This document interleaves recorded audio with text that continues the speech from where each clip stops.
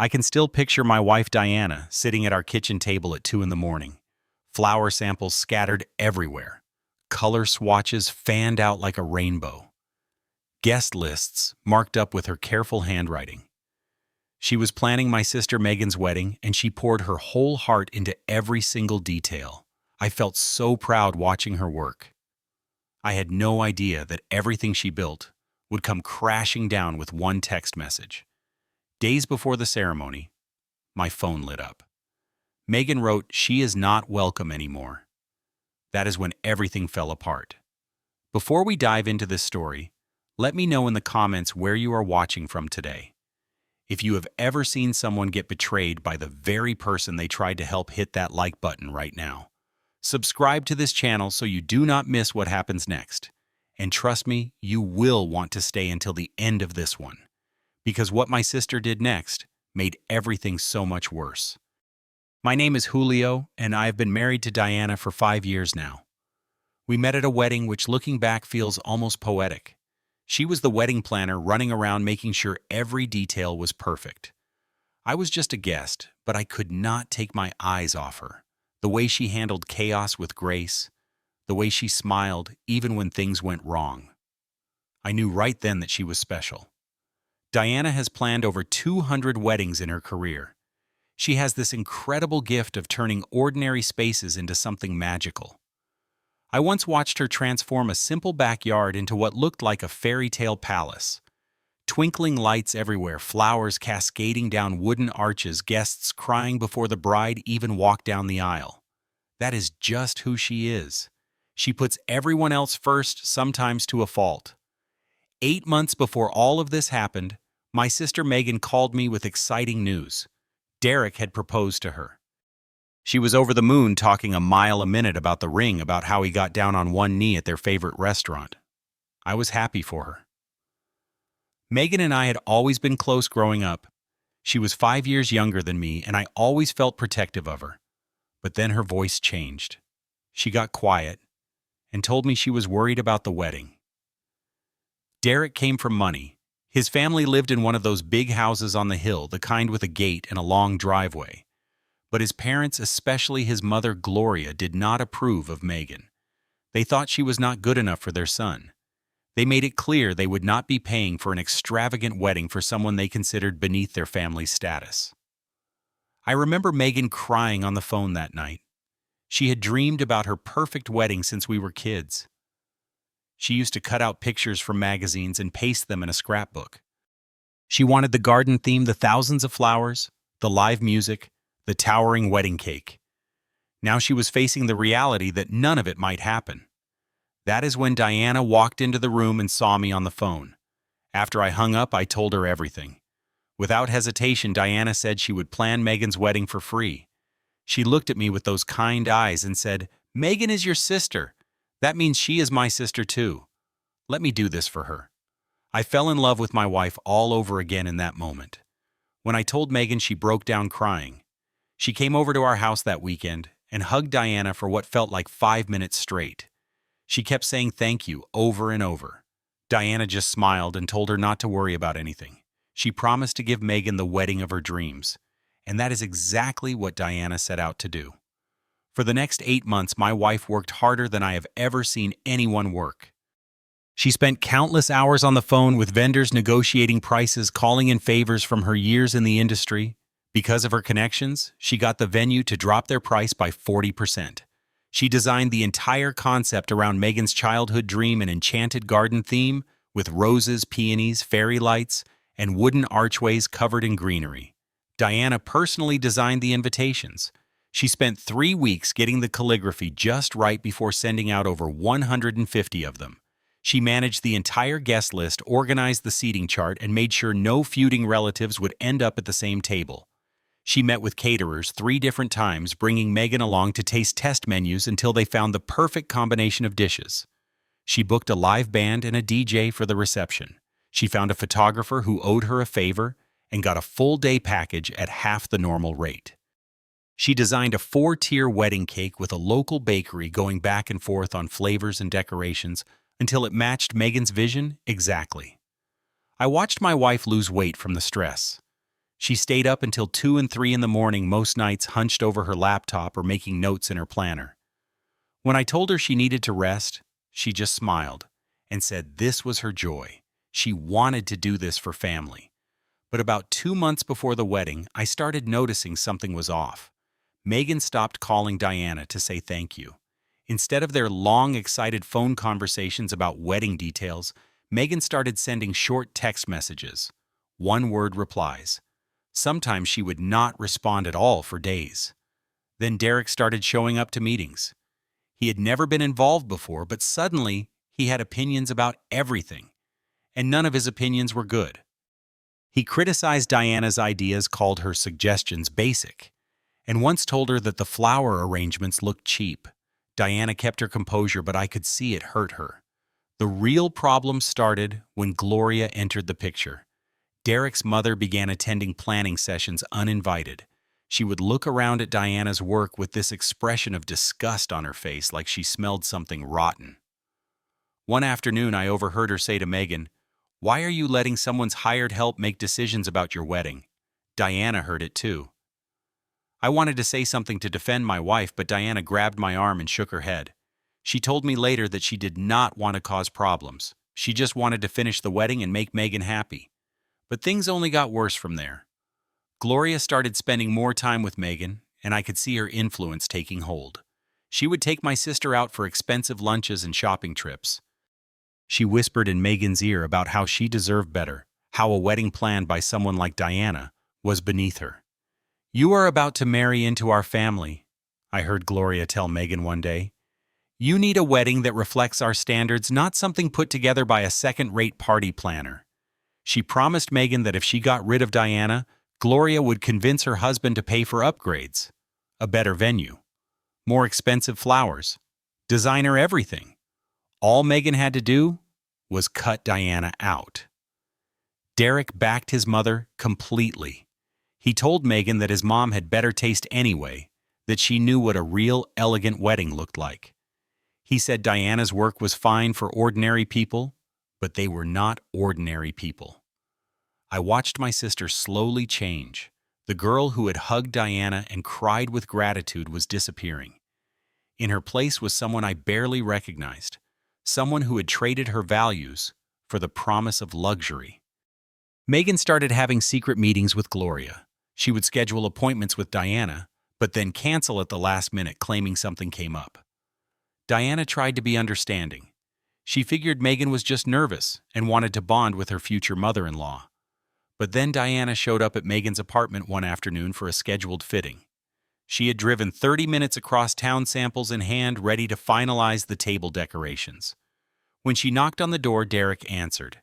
He barely looked at her before saying, "Today is not a good time." Diana came home that evening with red eyes. She tried to hide it from me, but I knew my wife. I asked her what happened, and she just said it was nothing, that maybe she got the dates mixed up. But I could see she was lying to protect me from worrying. 5 days before the wedding, everything exploded. I was at work when my phone buzzed. It was a text from Megan. I opened it and read the words 3 times because I could not believe what I was seeing. "Big brother, I need to tell you something. Diana is not welcome at the wedding anymore. Gloria is going to take over from here." My hands went cold. I called Megan immediately, but she did not answer. I called again. Nothing.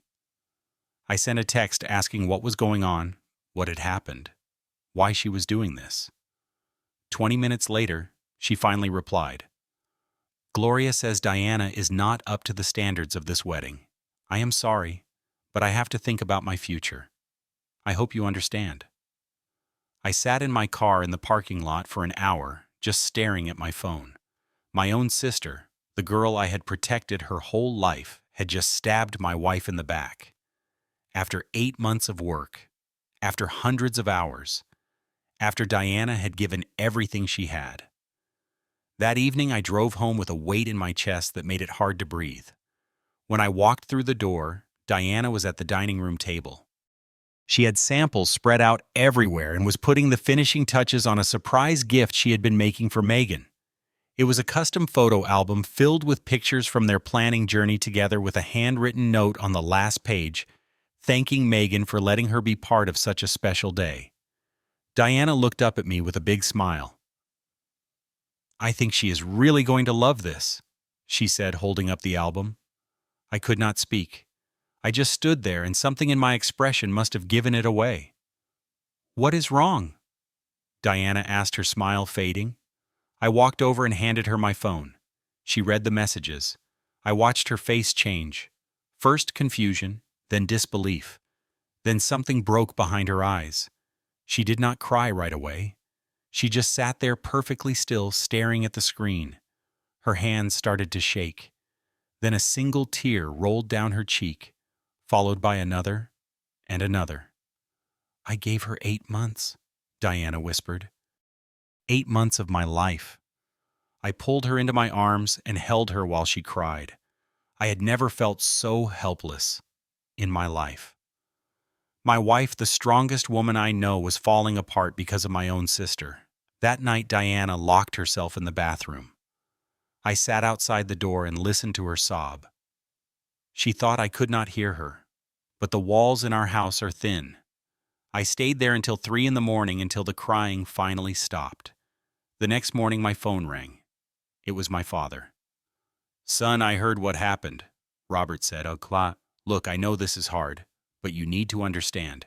This is Megan's big day. Maybe Diana should just accept it and move on."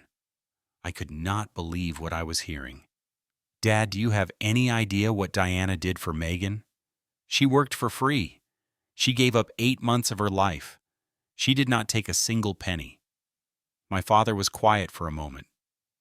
I know. But your mother and I think you should not make this into a bigger problem. Megan is your sister. A wedding only happens once." My mother got on the phone and said basically the same thing. "Do not cause drama. Do not ruin Megan's day. Let it go." I hung up feeling more alone than I had ever felt in my life. My parents, the people who were supposed to have my back, were choosing Megan. They were choosing peace over justice, silence over standing up for what was right.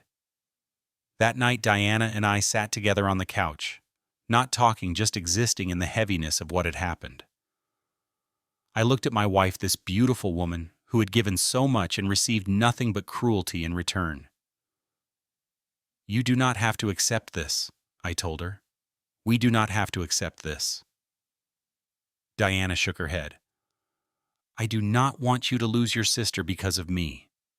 I took her hands in mine. Megan already made that choice. She lost her brother the moment she sent that text. I'd been thinking about it all day. Every vendor, every contract, every single arrangement Diana had made was in her name.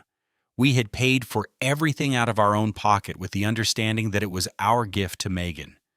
The venue booking was under Diana's business name. The flowers, the caterer, the band, the photographer, the cake. All of it traced back to us. "If you are not welcome at this wedding," I said, "then nothing you created should be there either." Diana looked at me with uncertainty. "Julio, that would destroy the wedding." "No," I said. "Megan destroyed the wedding when she decided your work was good enough to use, but you were not good enough to be there. This is not revenge, Diana. This is fairness." We talked for another hour. Diana was scared of the fallout, scared of what people would say. But I could also see something else in her eyes. Relief. Relief that someone was finally fighting for her. The next morning, we started making phone calls. First, we called the venue. Diana explained that we needed to cancel the booking. The manager was surprised, but understood. Because we canceled with 4 days' notice, we received 70% of our deposit back. Next was the florist.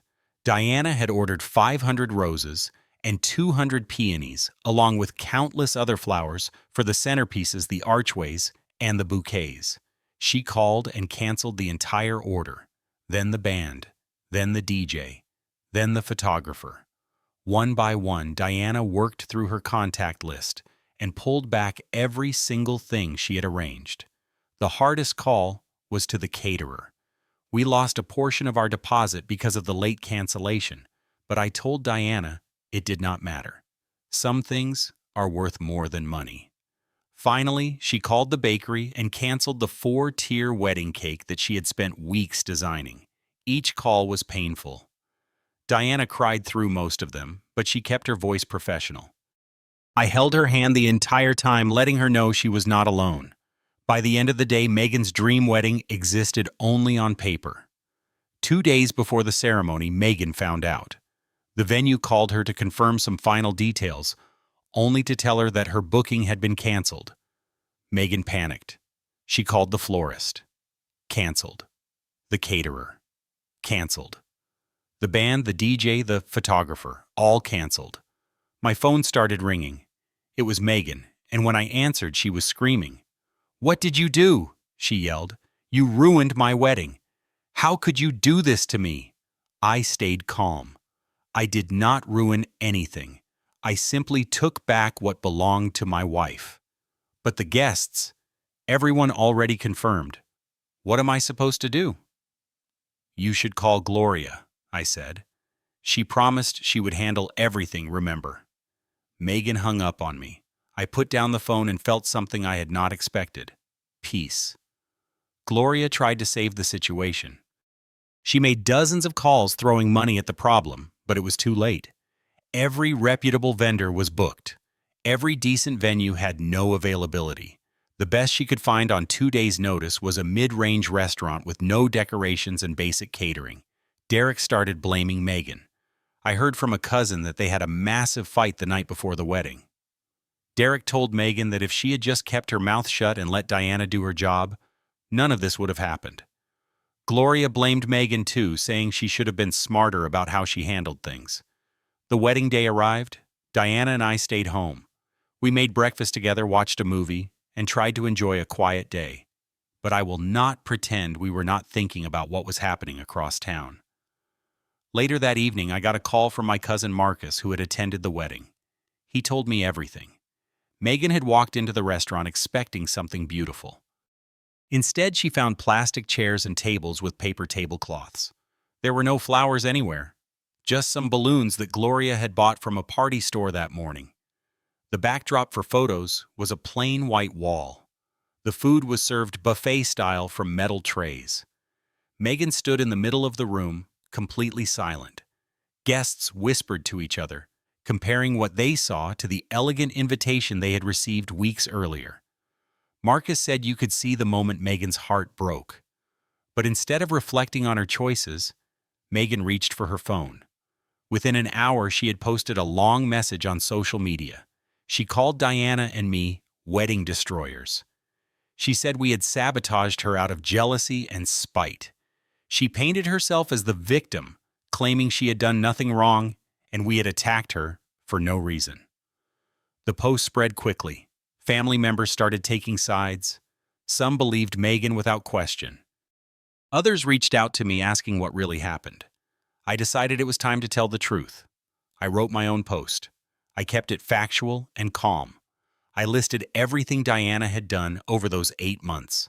I shared photos of Diana working late at night, her laptop surrounded by wedding plans and vendor contracts. I posted screenshots of the text messages from Megan, the ones where she said Diana was not welcome anymore. I explained that every single vendor had been booked and paid for by us, that this was supposed to be our gift to my sister, and that we simply reclaimed what was ours when Diana was cast aside like garbage. The response was overwhelming. Hundreds of people commented with support. Friends of Diana who had been to weddings she planned spoke up about her talent and kindness. Former clients shared their own stories about how Diana had gone above and beyond for them. Within hours, Megan deleted her original post, but by then everyone had seen the truth. The weeks after the wedding were difficult for everyone. Megan's marriage to Derek started on rocky ground, weighed down by resentment and blame. Gloria treated Megan with even more contempt than before, viewing her as someone who could not even keep her own family in line. Derek picked fights, constantly bringing up the wedding disaster whenever they argued. My parents eventually came around. My father called me about 2 weeks later.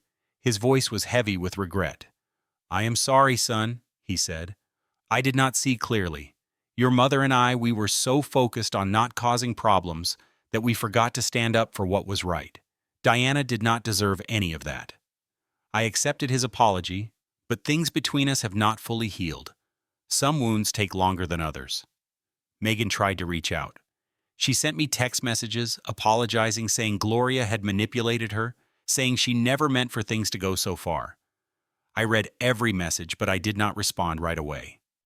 Eventually, I agreed to meet her for coffee. We sat across from each other in a quiet corner of a cafe, and I let her talk. She cried. She said she was sorry. She blamed Gloria, blamed Derek, blamed the pressure of wanting to fit in with his family. I listened until she was finished. Then I said what I needed to say. I forgive you, Megan. I am not holding on to anger anymore. But you need to understand something. Our relationship will never be what it was. You did not just hurt Diana. You showed me who you become when someone offers you something shiny, and I cannot forget that. She cried harder. She asked if there was anything she could do. Give it time, I said. Maybe someday we can rebuild something. But right now I need space, and Diana needs to heal. I stood up and walked out without looking back. Diana's recovery took months. She stepped away from wedding planning for a while. The joy she once found in her work had been tainted by what Megan did. I did everything I could to support her. We took a trip to the coast, just the two of us, spending a week walking on the beach and watching sunsets. Slowly, Diana came back to herself. She started taking small projects again, working with clients who appreciated her talent.